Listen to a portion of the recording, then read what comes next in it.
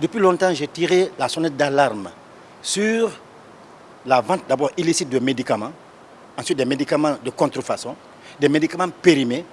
Et vous vous souviendrez que j'ai dénoncé ici la perte d'un camion de près de 33 milliards de dollars ou 33 millions de francs guinéens qui a disparu dans la nature. Aujourd'hui, les Guinéens sont en train de mourir par cette gabegie de vente de mauvaise qualité de médicaments. La vente illicite de médicaments. Vous avez vu, il y a un mois, 3 personnes sont mortes suite à l'empoisonnement par les produits domestiques.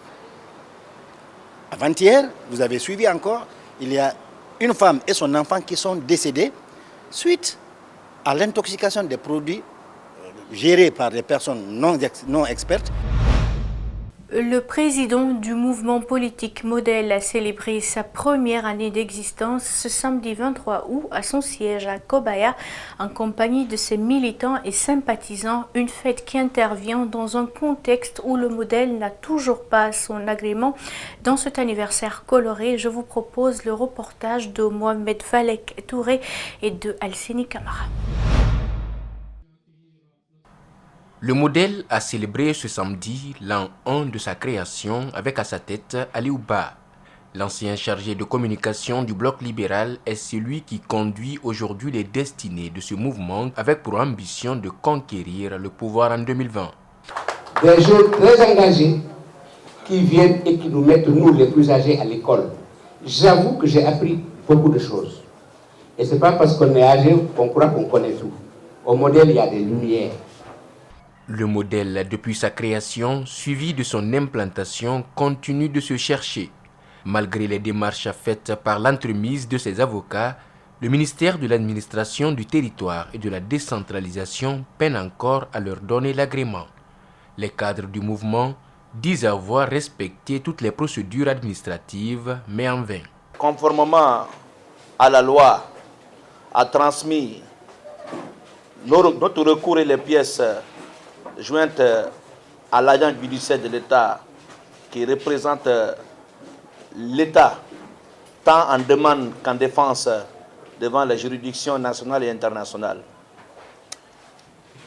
L'agent judiciaire de l'État est resté muette et n'a pas répondu dans les délais de 2 mois qui lui étaient impartis. En une année d'existence, malgré les multiples obstacles, le Modèle a enregistré plusieurs adhésions. Une occasion pour certains de discuter de l'avenir du pays. Des jeunes ont aussi bénéficié des formations sur des thématiques variées. Beaucoup de personnes étaient pessimistes. Elles avaient raison d'être pessimistes dans un pays où la politique n'a produit que le malheur, la désolation, la désillusion, le désespoir. Nous voulons la redéfinir pour que les Guinéens comprennent que la politique est noble, elle porte des vertus. Le Modèle est présent dans 22 circonscriptions de la Guinée.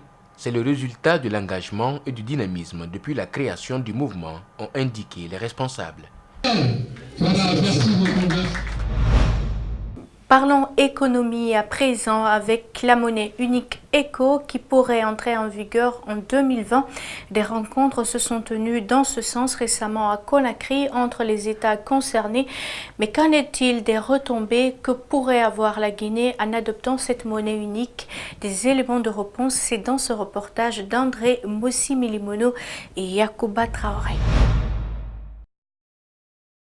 Le projet de monnaie unique en Afrique de l'Ouest, longtemps discuté, connaît des avancées dans sa mise en œuvre. Dès 2020, l'ECO sera utilisé comme monnaie par la CEDEAO. Cet économiste que nous avons rencontré a plutôt des inquiétudes sur la concrétisation de ce projet à cette date. Au cas où il y aurait des pays qui vont avoir des difficultés, quel est le mécanisme qu'on a mis en place en termes de soutien pour permettre à ces pays d'aller de l'avant?